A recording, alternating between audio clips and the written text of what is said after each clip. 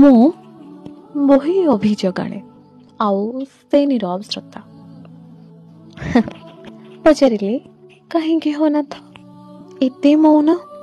ସବୁ ତ ଦେଖୁଛ, ସବୁ ତ ଶୁଣୁଛ, ଜାଣୁଛ, ପୁଣି ଏତେ ମନୁଆ ଯେ ଚୁପ୍ କିନା ବସି ଯାଇଛ। ମୋ ଭକ୍ତିରେ କ'ଣ କିଛି କିନ୍ତୁ ପରନ୍ତୁ ଅଛି ଯେ ଟିକେ ତୁମ ଜଗଧ୍ୟାନ ଭାଙ୍ଗି ପାରୁନି? ତୁମ ଧ୍ୟାନରେ ଏତେ ଶକ୍ତି ଆଉ ମୋ ଭକ୍ତିରେ ଏତେ କମେ ଯେ ତୁମ ନଜର ବୁଲାଇ ପାରୁନି। ପାଖ ଲୋକେ କୁହନ୍ତି, କର୍ମ କର, ଧୈର୍ଯ୍ୟ ରଖ, ଅପେକ୍ଷାର ଫଳ ମିଠା। କିଏ ଜାଣେ ସେ ଅପେକ୍ଷା କେତେ ଦୀର୍ଘ, ତାର କ'ଣ ପୂର୍ଣ୍ଣଛେଦ ନାହିଁ? କହିଲ ଦେଖି, ଶୋଷ ପରେ ସମୁଦ୍ର ପାଣି କ'ଣ ଶୋଷ ସମୟରେ ବୁନ୍ଦେ ପାଣି ସହ ସରି? ସତ କହିବି, ଆଉ ଧୈର୍ଯ୍ୟ ନାହିଁ। ଭାରି ବେସାହାରା ଲାଗୁଛି। ଏମିତି ଲାଗୁଛି ଯେମିତି ଅସମୟ ଖାଲି ନଦୀର ଦୁଇ କୂଳ ଲଙ୍ଘୁନି, ବରଂ ନଦୀର ଦୁଇ ପାଖରୁ ଅତଡ଼ା ଖାଇ ଚାଲୁଛି। ସବୁଆଡ଼ୁ ଶୂନ୍ୟ ହେଲେ କି ମୋ ଜନ୍ମ ଉଦ୍ଦିଷ୍ଟ ସାଜିବ ପ୍ରଭୁ? ତାହେଲେ ଏ ଜନ୍ମ ମୋର କାହିଁକି? ଏତେ ଅଭାଗିନୀ ମୁଁ କାହିଁକି? ମନ୍ଦିର ଯାଉଛି ବୋଲି ଅଧିକ ଖୋଜୁଛ ନା? ଭଜନ ଗାଉଛି ବୋଲି ଅଧିକ ଶୁଣିବାକୁ ଲଢ଼ୁଛ ନା?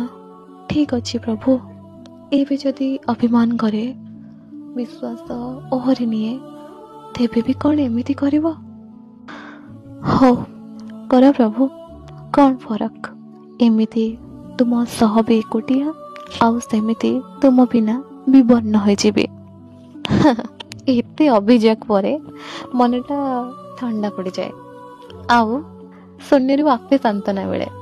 ସତେ ଯେମିତି ପ୍ରଭୁ ଉତ୍ତର ଦେଉଛନ୍ତି, ମୁଁ ତ ସବୁବେଳେ ତୋ ସହ ଥିଲି, ଅଛି ଆଉ ଥିବି ବି। ପରେ ମୁଁ ଭାବେ, ଠିକ୍ ତ, ନହେଲେ ମୁଁ କ'ଣ ବୁଡ଼ିଯାଇ ନିଜେ ପୁଣି ହସିବାକୁ ଉଠି ପାରନ୍ତି?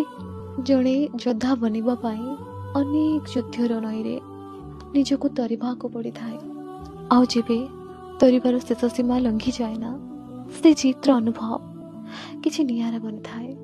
ପ୍ରଭୁ, ତମେ ମୋର ନିପଟ କାର୍ଡ କାନଭାସରେ କିଛିଟା କାଳି ଛାଡ଼ି ଦେଇ ଯାଇଛ, କେବଳ ଆଉ କେବଳ ମୋତେ ନିଜକୁ ରଙ୍ଗୀନ ଚିତ୍ରକାରିଣୀରେ ବନିବା ପାଇଁ। ଖାଲି ମୁଁ ନୁହଁ, ଏ ଦୁନିଆରେ ସମସ୍ତ ସୃଷ୍ଟି ଜାଣିଛନ୍ତି ତୁମର ସବୁ ଲୀଳା କୋଉ ନା କୋଉ ରୂପରେ କାହାର କିଛି ନା କିଛି ମଙ୍ଗଳ ଲାଗେ। ହେଲେ ଅଜ୍ଞାତ ମୁଁ ଯେ ବାରମ୍ବାର ଅଭିଯୋଗ ପଢ଼େ। ହଁ, ଅଭିଯୋଗ ପଢ଼େ। ଠିକ୍ କହିଲି ନା ପ୍ରଭୁ?